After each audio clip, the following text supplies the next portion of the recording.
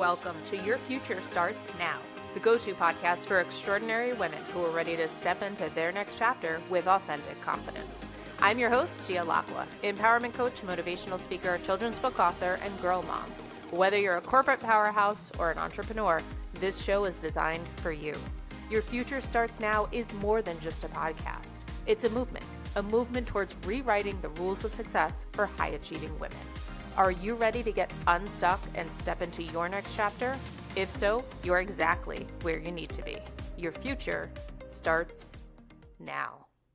Welcome to Your Future Starts Now. I'm your host, Gia Lacqua. Thanks for tuning in today. I am thrilled to welcome Cortney McDermott to the show. Cortney is a best-selling author, TEDx speaker, and mind-body expert who helps the world's leading organizations and creatives to disrupt old patterns of behavior, grow healthy businesses, and apply the physiology and psychology needed for success. Her work in the field of self-development and business strategy has been featured in Inc., Women's Health, Success, The Huffington Post, Fox News, and many other mainstream business and lifestyle media. Cortney's career highlights include her time as an executive at Vanity Fair Corporation, vice president at Sustainability Partners, Inc., and then running her own businesses with clients and audiences at Universal Music Group, Google, Nike, and Virgin Unite. Cortney speaks 4 languages and lives between Italy and the U.S. Cortney, it is such a pleasure to have you join us today. Welcome to the show. Thank you, Gia. I'm glad to be here. Today, we are talking about personal transformation. But before we dive into that, Cortney, maybe you can tell our listeners a little bit about your backstory and how you got to where you are today. Wow. So there are a lot of backstories to my story. I, when I wrote my first book, actually, I was very much in a place that was similar to what you and I talked about before we hopped on this conversation, which was at this place that I called miserably successful. So I sort of had all the gold stars. I was excelling in corporate and all of the things, titles, accolades, whatever it was, I had it. And I was just really feeling incredibly unfulfilled. And there were so many cold shower moments that I was like, this cannot be it. And I believe I heard you call it in one of your shows, the arrival fallacy. And I just loved that when I heard it from you, because I thought, wow, yeah, that was the point that I got to over and over, of this place that you think is it, and yet it's not. And it doesn't come from anything. Actually, it doesn't even come from other things we're told, like family and all these other things. It comes from inside of you. And so really accessing those feelings of confidence and trust and strength and well-being, and knowing how to do that. And that's kind of what sparked that original sort of jumping ship from the corporate life and the thing that everyone thinks they want, or many things that we're often told to want, and then just launched me into multiple iterations of who I'm becoming all the time, more and more. So yeah. It's a great point. And just to remind listeners, the arrival fallacy, and thank you for calling that out, is this concept of, we will be happy once we reach a destination. Once we achieve the next goal or the next milestone, we will be happy. We will be successful. But the quest never ends, because once you get there, right, as high achieving women, we're already on to the next thing. We're looking for the next things. And so it is a great point.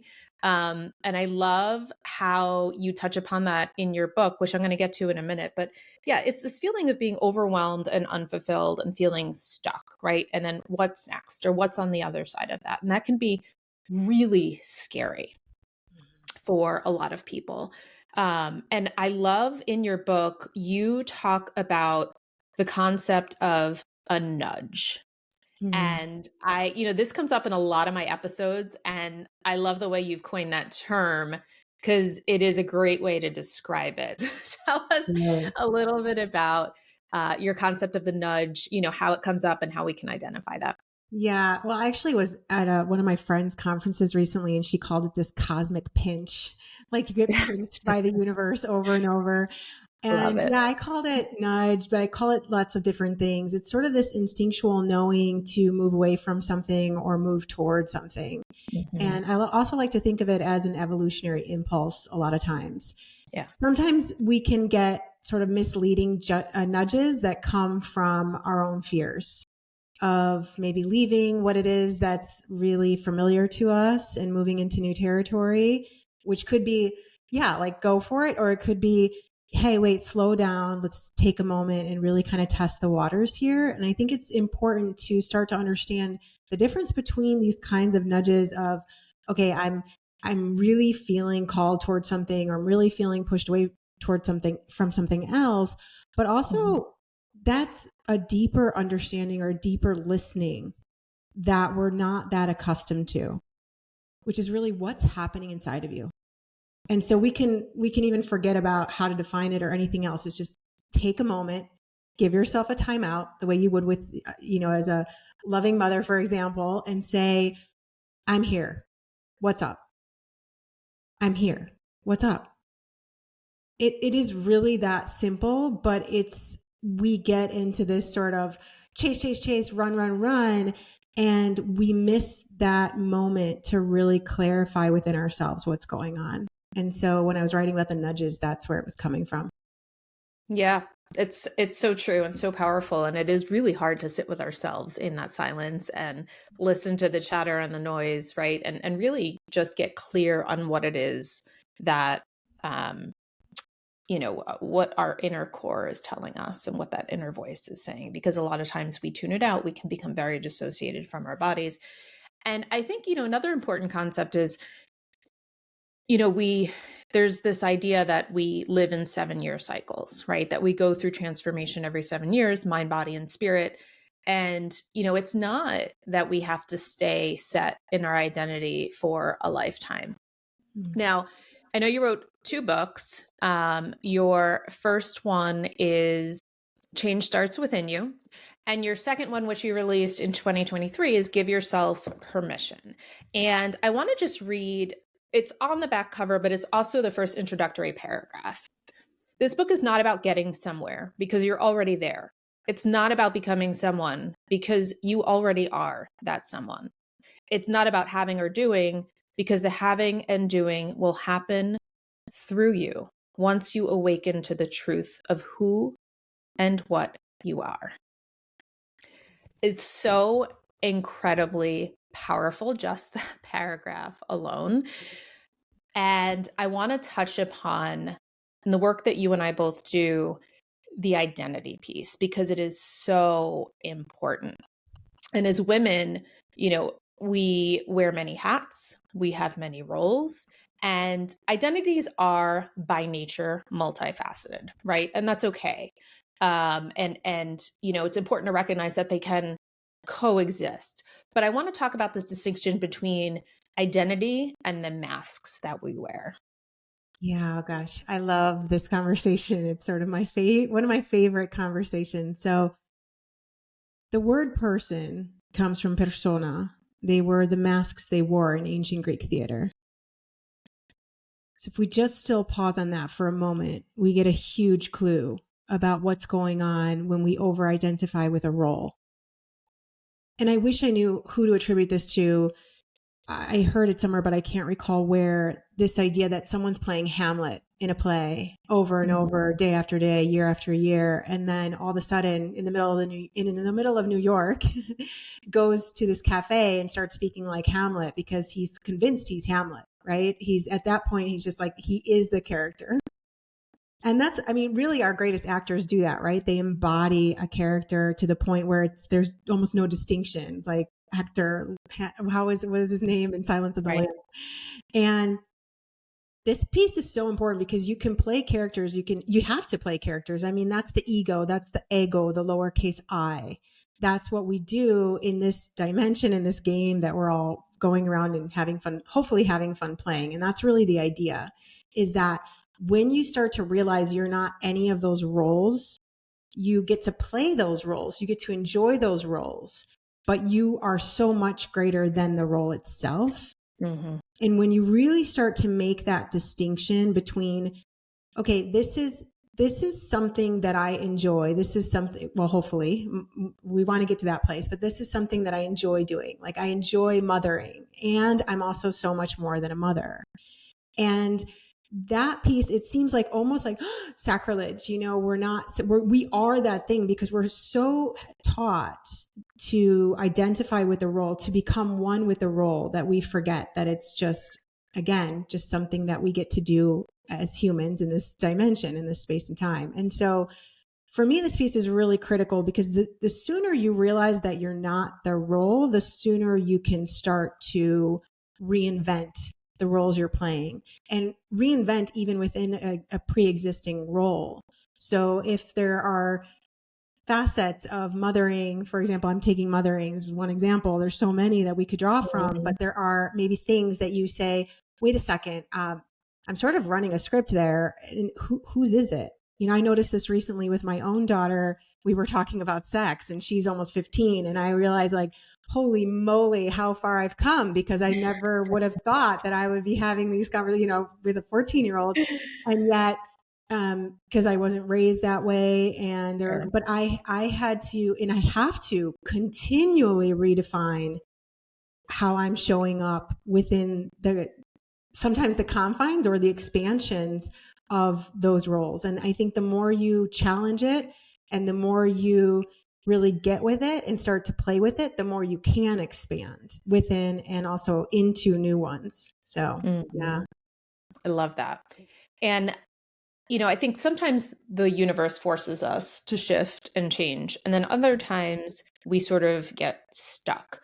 So I'd love to know from your experience and perspective, how do we know when we've outgrown our identity, when we've outgrown that shell and we're ready to step into something new? I think for me, I know that it was sometimes really loud sort of banging, like, this is not working. This is not comfortable, because that's the other thing we talk about, comfort zone. But really what we're talking about is, I'm used to this. I kind of know how to operate within this and it's familiar to me. And so I think, again, when we start to realize that it's not all that comfortable and we start to really get with, okay, we have to get with it. And this doesn't mean that you have to sit in a room and, sit cross-legged and meditate. It means, like, just get with yourself. It could be on a walk. I find that most high-performing women, it's like, get outside, get in the middle of the woods, talk to the woods. Like, I have a client, she has whole conversations with the woods, and I love it because I'm like, yes, exactly. Get back into that innate wisdom and knowing.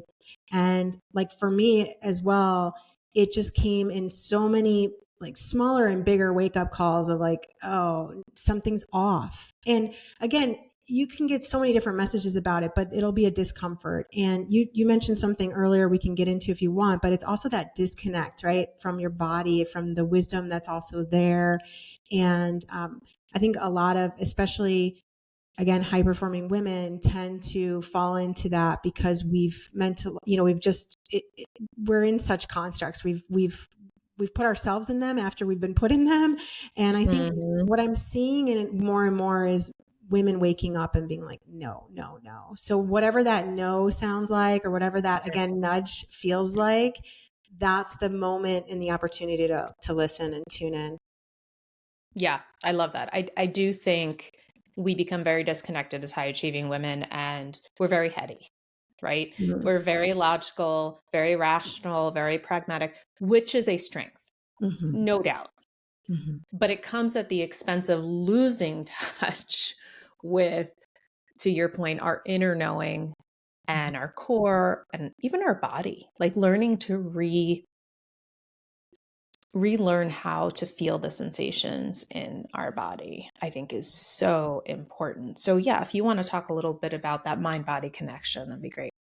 Yeah, well, I still remember the day I was doing a practice called Koya, actually, and which is a movement that founded by a woman as well out of New York. And I remember doing this exercise of shaking through every part of my body. And there were parts of my body that I couldn't shake because there was just so much rigidity in my form. I couldn't shake. So, like, I could barely shake. It was crazy. And I remember right after doing that practice, just weeping, just sitting down and weeping for how disconnected I was from my body. And you're absolutely right that the rational and the precise and all of that, they're great gifts. They're phenomenal gifts. And when they're married with that knowing, with that inner wisdom, with that thing that actually transcends logic, it's ahead of logic. Like, for example, right now, a lot of my writing, I don't even sit at my computer anymore. I actually just lay down and dictate things into my phone. And what comes through is so perfect.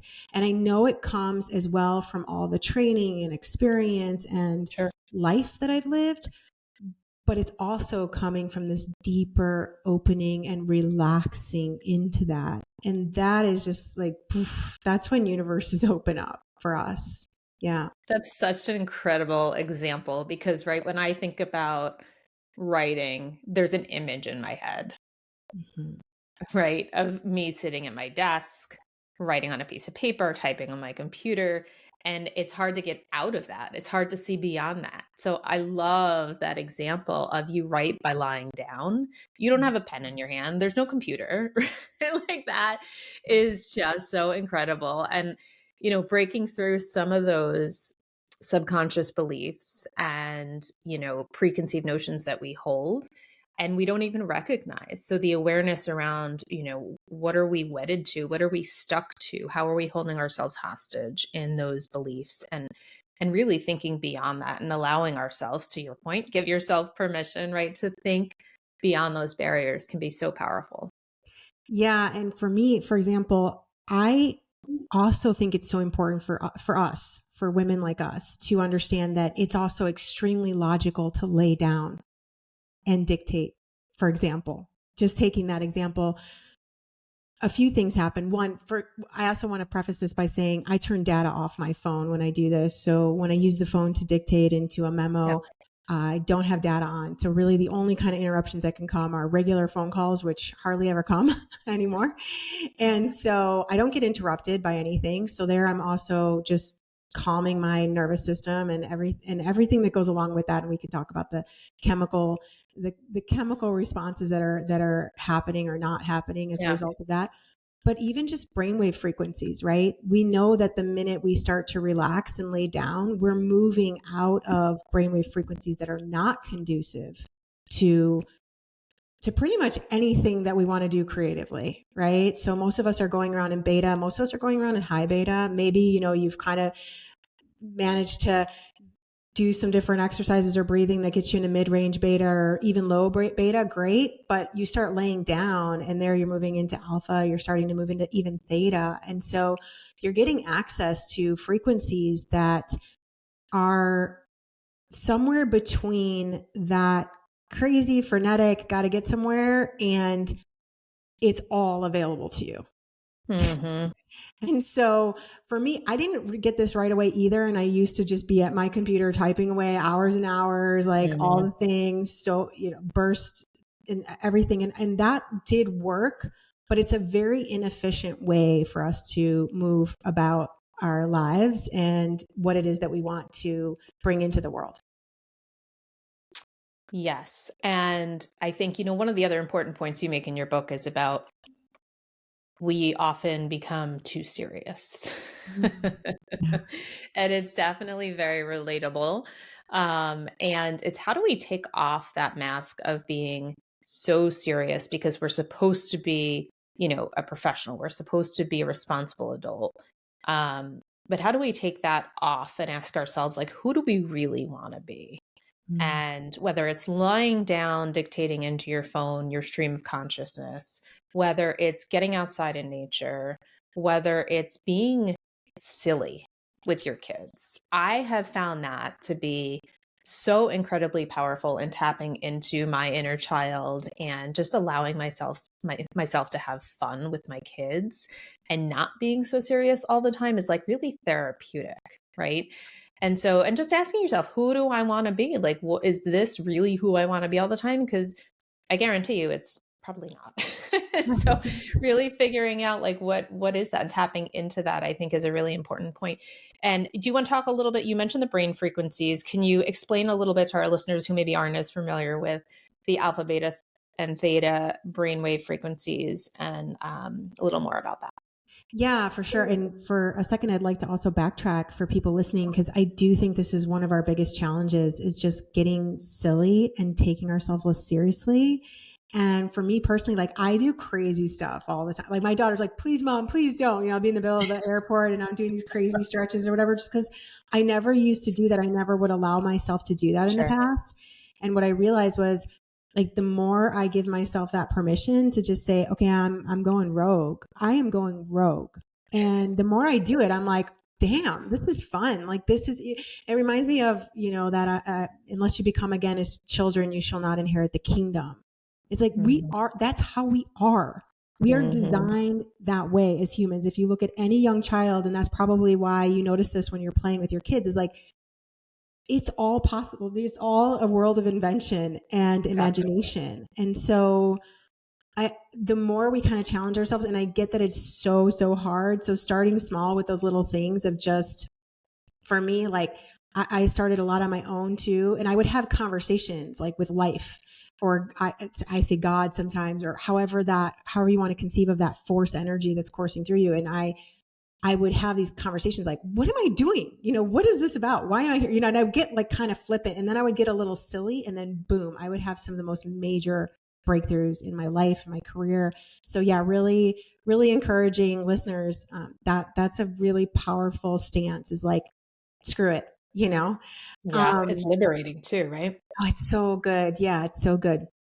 So that's a huge piece. And I get it, like it's a struggle, but it's worth it. So there's that. Brainwave frequencies. I really love to explain to people bits about, how, whether it's neuroscience or epigenetics or theory around quantum theory, of how all, like when you hear things like, we're creating it, or we have these possibilities, like, let's look at the science here. So if you look at brainwave frequencies, they're really fascinating because, as I said, most of us are kind of going around all day in these beta frequencies. And the best way I've ever heard that described is like a 4-gear race car that you're driving in first gear all day long. And when I heard that, I was like, oh, okay, I don't want to do that. And I could feel the wear and tear, and I could see it. Like sometimes I show pictures of myself from 10 years ago when I was in corporate, and people can't believe I'm the same human. And they think I'm like, I look so much, however they might describe it, but they're just like, what is this light?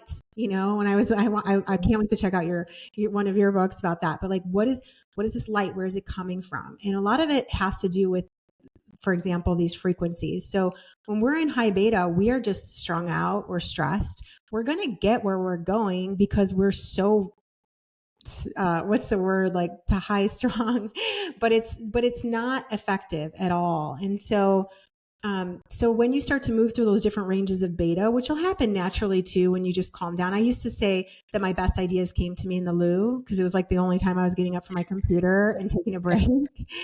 And I'm like, wait, I didn't draw the connection until way too late. But when you start to move into alpha frequencies, so that's like second gear on the car, and that's where you start to get more creative in the way you process information, but also you start to retain information more easily. Then you move into theta. Theta is where you start to release catecholamines, like vital for learning and memory. And then you move into delta. There are other brainwave frequencies, like gamma is fascinating. I actually have been in gamma before. It's wild. But delta is where you're releasing human growth hormone. All of these are happening every single day for every single one of us, at least twice a day. So when you're going in and out of sleep, and this is one of the reasons why I can't stress enough, like, don't grab your phone first thing. Don't use it as your alarm. Put it in a separate room. And I know people have a little bit of like detachment anxiety around this. And I get it, because billions of dollars are invested to keep us like after that device. But there is this one thing, just like giving yourself those 5 minutes when you wake up and before you go to sleep, and then starting to expand that, because you're going to see that the more you reclaim that precious time, which is when you're most programmable for yourself, and not like, oh, I have to reach these goals, but just, who am I? Like getting with yourself for 5 minutes. And again, the more you do that, the more you start to open up to these other potentials. And so, yeah, brainwave frequencies are one of the many ways that I like to explain to people how like what's actually happening in your systems, because we're not unfortunately taught that much about these operating systems, which is such a shame. Yeah. And that's really good information to have and understand and I think it's also good for those of us who like to understand the science behind it, right? Because I think you touch upon this in your book too, but like some people could look at this and say, oh, this is very like woo woo. I don't know if I believe in it. Right. But it is science based. It's all rooted in neuroscience. And so thank you for explaining that piece of it, because I think it is super important to recognize and understand. And the other piece of advice I like to give clients, because we're not asked this question enough, but I would say in those moments when you do wake up and before you have the external stimulation, check in with yourself and ask yourself, what do I need? Right? Like, what do I need in this moment? So for me, self-care was really hard for me to establish because it felt selfish and all the reasons, right? All the excuses I used to give myself. And what I learned to do was have some time dedicated to it, but I didn't have to necessarily in advance identify how I was going to be spending that time, right? So I could know that I have time dedicated, but not know what I'm using it for, and ask myself, what do I need? Do I need a walk? Do I need to lie down on my PEMF mat? Do I need to work out? Do I need to read a book? Do I need to take a nap? And I think it's important to recognize that, give yourself grace and be flexible with what you need in that moment and listening to yourself, as opposed to having a preconceived notion or a prescribed plan of what you should, right, quote unquote, be doing with that time. So I think that's really helpful to understand. Courtney, on this podcast, we talk a lot about redefining success. And I know we talked about kind of, how women, as women, we've been conditioned to sort of check all the boxes of life. And then we find ourselves typically in a place where we're like, okay, I've done all these great things. I have the accolades, I have the credentials, I have the title, I have, the paycheck, but now what? So talk to us a little bit about, how do you define success and how has that definition evolved for you over time? Great question. So success for me is trusting. That's it. It's really, really simple. And actually, it's one of the things that I find even extremely successful, quote unquote, women who come and say to me like that they have issues with confidence, for example. I mean, that's wild to me. So many women, not just the women you would maybe think have issues, like pretty much every woman has come to me at some point and said like, oh, I have a crisis of confidence around this. And if you look at the word confidence, and I like to think of it as almost synonymous with success, because the word means confidere, with trust or with reliance. And so it's this deep trusting, this deep reliance in yourself, in life, in others. And if you think about it really, and this blows my mind. I talk about it often because I just find it so just bizarre that we trust in virtually every single thing that's occurring within us and outside of us. We have to, for our survival. Okay. So, I mean, none of us are, well, hopefully, unless there's a serious psychosis involved, like we're not running around saying, is my heart going to beat? Is it not going to beat? Is it going to beat? Is it not going to beat? Like, unless we have some condition, we're not questioning that. We just assume that it's going to go about what it needs to do. And the trillions of biochemical reactions occurring in our body are going to keep doing what they need to do every single second and coordinating each one with every other one. We don't think about it. We don't try to devise a 5-year plan for it. We just trust it, right? And in the same way, we don't go to bed at night thinking, is the sun going to come up? Is it not going to come up? Is it going to come up? We trust it. We know that we have to, like I said, in order to survive. And yet there's this infinitesimal part of what's left over that we take and we say, but I can't trust that. Like, I can't trust that I'm on track for where I want to go. I can't trust that my children are forming the identities that they need for what it is that they uniquely will have to face in their life, in their journey. I can't trust that. I've got to control it. I can't trust that this relationship's going to go the way that it needs to go. I need to do this, that, and the other. And so we fall into this, again, huge trap of being like, I got to fix everything and control everything. Otherwise, the sky's going to fall. And when I stopped that, and the more like, and even now, whenever I notice, oh crap, I'm back, like I'm trying to control something. Yep. I try to stop it right away, nip it in the bud, because the more I know that I can be in that trust stance and whatever's happening, I can just be in this relaxed trust around it. Now, does that mean I love everything that's happening? Not always. No. I do love a lot of what happens in my life, what occurs, but there are definitely moments where I'm like, dang, I don't know, maybe that could have gone another way. But I have to trust, because that trust is my success. Because that trust means I'm okay. We're okay. It's okay. Even though I don't know I don't know how this is gonna affect us, where it's gonna take us, and everything else. Just relaxing into that is my definition of success, and kind of the way I've reframed success in my own life, and continually do so. That's so beautiful. And I love the way you talk about trusting, right? The order of the universe and the way things work, trusting yourself. And you also touched upon such an important concept for high achieving women, which is this feeling of needing control, or, the illusion of having control. I think that's another important thing to recognize and, question in our actions, what we're doing. I think, also to your point around trust, one of the things I like to think about is when we are having a hard time, because it's not all rainbows and puppy dogs, right? We know that. But in those moments when we are having a challenging or a trying time, think about the ones you've had in your life. And as you reflect back on them, you will likely be able to see the growth that came from those experiences, or the lessons that you learned from those experiences. Now, when you're in it, right, it's torture.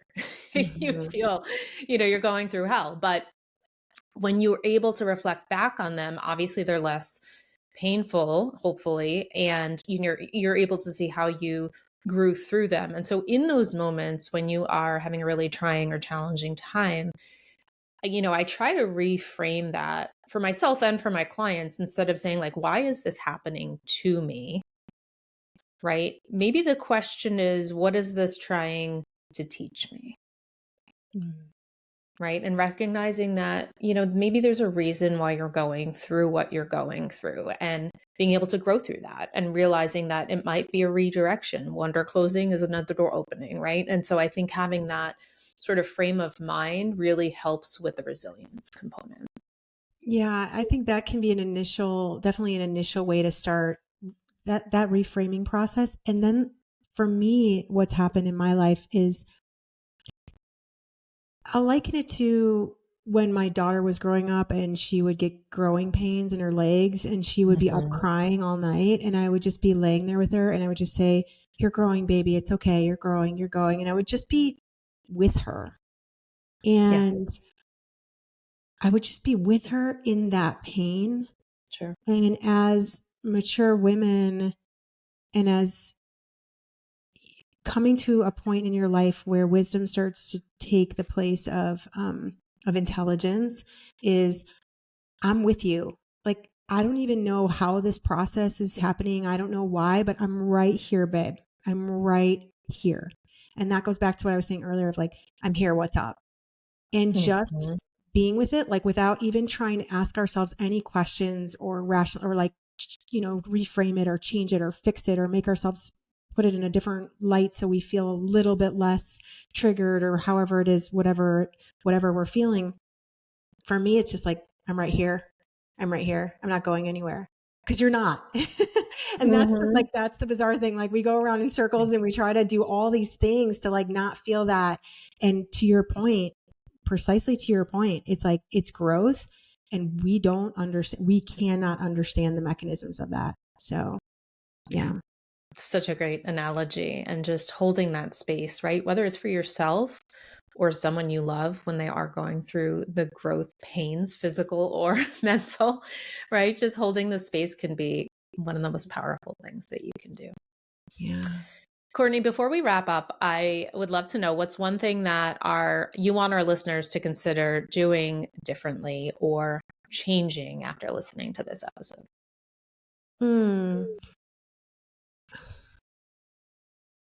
I guess I would say, and it's the hardest thing for us to do sometimes, but find ways to just relax.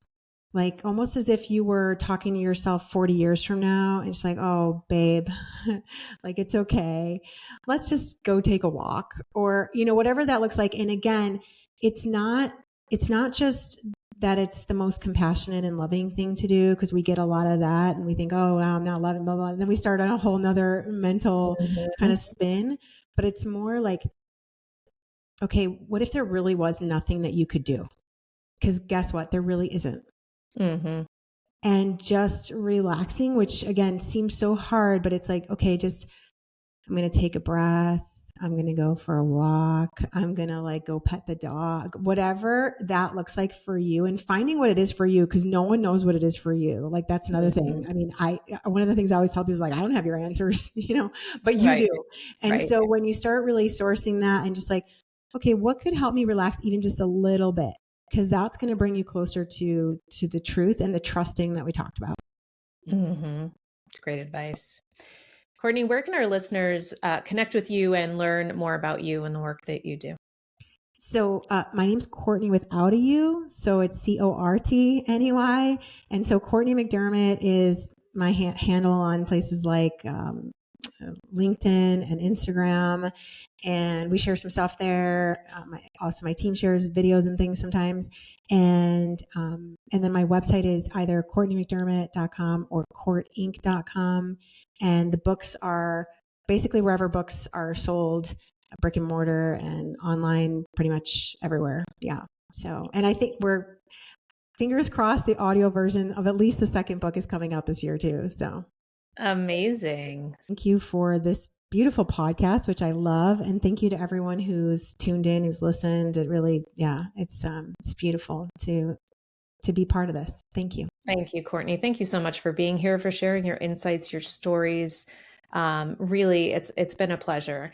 And of course, you can visit my website at gialacqua.com, reach out on Instagram at gialacqua. On the homepage of my website, you can download your complimentary copy of From Chaos to Clarity, a 30-day journal for self-discovery and healing. This is Gia signing off with gratitude for your time and energy. Our mic drops, but the movement continues. Until next time, your next chapter is waiting. Take care. That concludes another empowering episode of Your Future Starts Now. Before we wrap up, I want to thank this incredible community of high-achieving women. Your energy, resilience, and commitment to growth are the driving force behind what we do. If you enjoyed today's episode, please rate it, leave a review, and don't forget to subscribe so you never miss an episode. Your feedback fuels our mission to empower high-achieving women just like you. And of course, share Your Future Starts Now with the extraordinary women in your life who are also on a journey of healing and empowerment. Connect with us on social media, share your thoughts, let us know what topics you'd like to explore in future episodes. Stay connected on Instagram at gialacqua. I encourage you to carry the energy of this conversation into your day and keep on supporting the incredible women around you. Until next time, remember, your next chapter is waiting.